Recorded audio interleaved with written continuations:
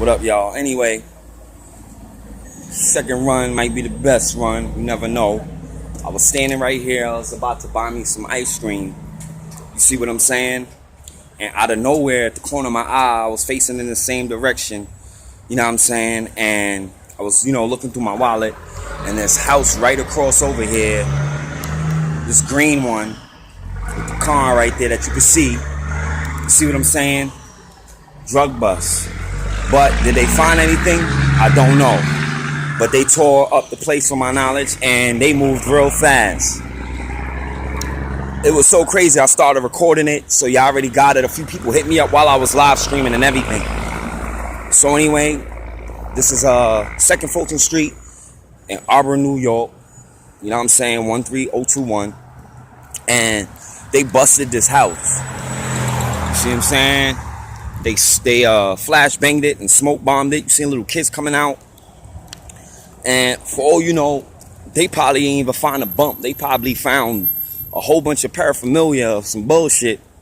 And that's just a waste of the taxpayers' money when you really think about it. Now, I'm hoping that the government task forces don't get mad to the point where, one day I'm walking somewhere and something's offsetting and y'all go, try to beat me up and talk about I'm resisting arrest and all of that just because I'm dropping jewels and knowledge. Now I have to do this because it's only right. You know what I'm saying? So they get a little tipper or they had a little direct sale. They go and bust down them doors and try to capture someone. Right? Now, to drop a real jewel on you with the whole entire shebang, it's like they could do all of that. I said to Fulton.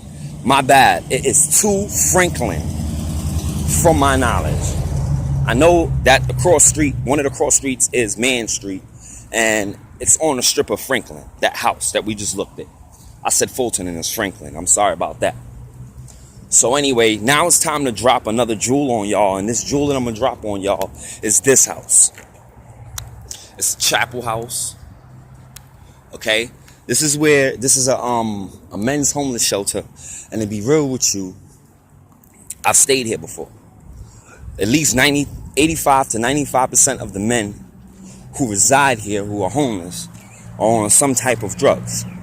They steal, they rob, and they basically do all sorts of crime to keep their high. You'll be surprised how serious that is. Now, I showed y'all from the side view what this building looks like. Now I'm going to show you from the front.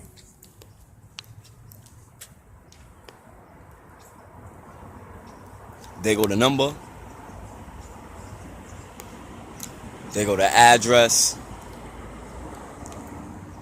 This is the facility. This is the building. The jewel that I want to drop concerning this is that they could go run up in a house for one little direct sale, right? You listening to me? Flash bang the home with children in it, and that's it. But then, right now as we speak, there's someone in there plotting on stealing someone's electronics or any of their valuable goods, jewelry, or anything from another person to go and get drugs. So if they're still doing this, because it just happened a few days ago. Someone got in a bad mood because their stuff was stolen. And before then, a few weeks ago, the same thing happened. I've heard the story. So it's like people are still going out. They're stealing stuff from each other and then using it to get high. So at the end of the day, how is the government really investing their money to do their job when you could bust a house right down the block and you could have ended it all right there at that facility? That's where you should have been flashbanging. All those druggies up in there should have been the ones getting flashbanged, not little children. You know what I'm saying? Not little kids. Little kids that don't even understand what these drugs are. You know what I'm saying? They don't understand the real effect of these drugs. They don't understand how much people are really doing it. You know what I'm saying? They may only see the individuals who are impaired by it very often. Maybe. But that doesn't give the right to go run up in their crib and flashbang up the place looking for a bump or a line. When you have a homeless shelter with a whole bunch of items in it that is going to be stolen and then brought right down to Pawn Kings so that they could go and buy their drugs. That's a perfect position to be in if you want to investigate and capture somebody. Because if you follow, just like what they do, if you follow the rat, if you follow that mouse, it will lead you to the light, right? You're stuck in a dark place trying to have a war on drugs. You're going to have to play it smart. You need to watch them. You need to watch them, because you watch them and they will lead you to what you're trying to capture. Think about it. How are they so like this doing it all the time? It's like this is their free money. It's like this is the unlimited money. Remember DuckTales? Scrooge McDuck had a freaking vault full of gold coins and a whole bunch of valuables. You gotta understand that the homeless shelters, because you're homeless doesn't mean you don't have. You can have a laptop, you can have, you know what I'm saying, a smartwatch and, you know, iPhone. You could still have these things and be homeless. Some people be up in there and they have cars. So you understand there's people with valuables there. And some of the people that move in there, they're in there for like domestic violence. They have nothing to do, it has nothing to do with drugs, or they're in there because they just got out from doing a bid, whether it's drug related or not. You know what I'm saying? But then you have people that are also going in there that's in and out of rehab. And those same people, it enables them to relapse, because it's not like boom, you know, like let's say they do get money every month, but then they're going to Arise and Arise got their money. So Arise is clocking their money, keeping them from being able to get a constant high. They can leave that money alone and actually they're saving money, right?